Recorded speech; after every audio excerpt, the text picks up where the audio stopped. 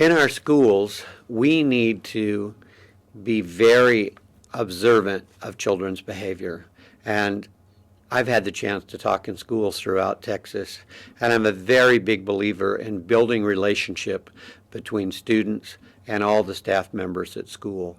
We need to know their names. We need to know their hopes. We need to know their dreams. We need to be the adults that kids will come to when they or their classmates are having a difficult time and might be depressed or thinking of suicide. And what should we be looking for in particular?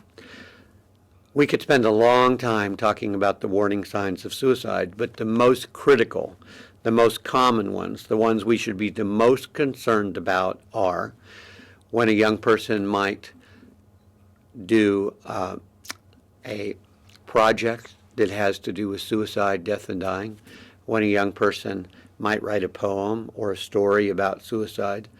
And I remember the very first poem that was handed to me one day too late in the aftermath of a suicide of a Texas school student.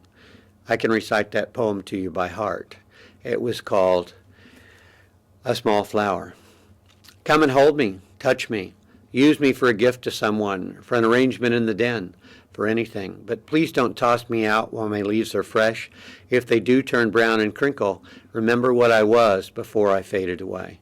Now, that's not the most explicit suicidal poem you've ever heard, but it certainly had heartache and it had non-existence. And what do you think that English teacher wishes all these years later? I know she wishes I'd have sat down with her. I would have said, "This worries me.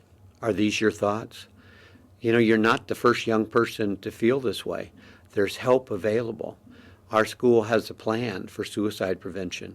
We have personnel with the training that can help you."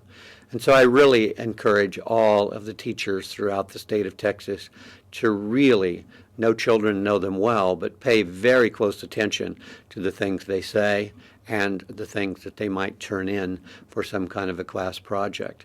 Also very important that we all are alert for giving away of prized possessions. For example, if I were to take off my watch right now and hand it to someone, they need to be thinking, not do they need a watch, why would Scott never need to tell the time again?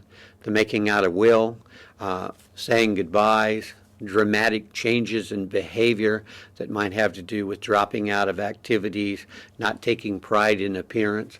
And what we really need to do when we see some of these signs is we need to approach the person and we need to gently inquire about how things are going. And we need to emphasize that there is help available.